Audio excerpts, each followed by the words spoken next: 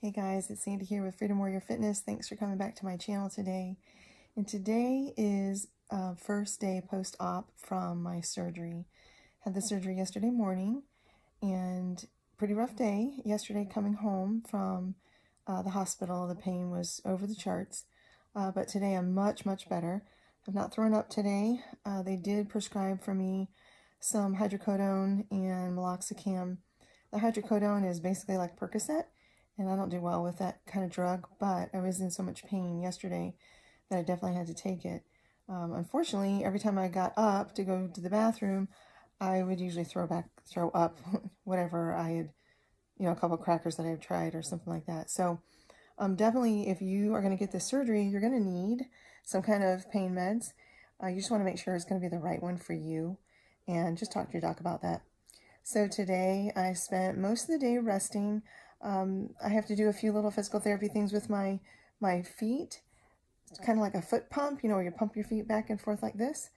And on occasion I would try to let my knees drop down on the side of the couch so that they just weren't in an extended position so long. And I have tried to be up on my walker just a little bit to kind of get some circulation going. But that does tend to get pretty painful after just a few minutes. Sometimes I'll go over to the counter and kind of like lean against the counter to take some of the pressure off my hands from the walker and also from my other leg because it's kind of hurting. So that's kind of where we're at as far as what we did today. Unfortunately, when I was let go out of the hospital, there wasn't really too much instruction. And I was pretty confused because on the one paper, it was saying that I could shower in one day, but yet it didn't tell me when to take my bandages off.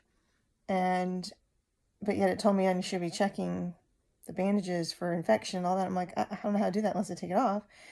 And I had done so much studying and research prior to this and like looking at everybody's stories, and pretty much the thread through was people would have something in between their feet and strapped around their feet and their ankles so the foot is not pronating or coming back in doing an internal rotation because they wanted to keep the hip straight.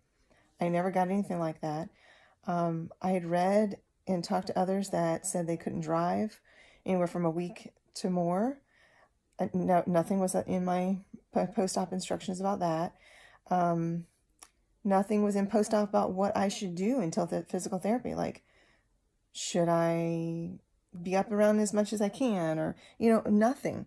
It was really very odd. So I ended up calling the doctor's office today and just asked them these questions, and unfortunately she was a little rude. I'm not sure, maybe she just had a lot on her mind or something, but every time I'd ask a question, it was almost like I was being a burden.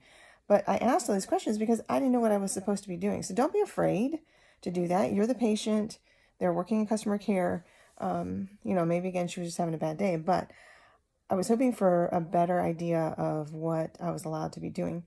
Also, I have no idea what they actually did in my hip. When I tried to get that information out of his nurse, she told me they won't discuss that until my follow-up appointment.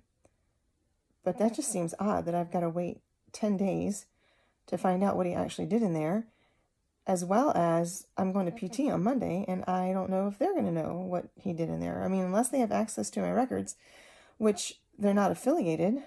So anyhow, I have to say I was a little frustrated with the lack of communication with my doctor's office and the post-op instructions. And probably had I not been proactive in my own studying and research, maybe I would have done more than I should have, but I didn't because I've been out there.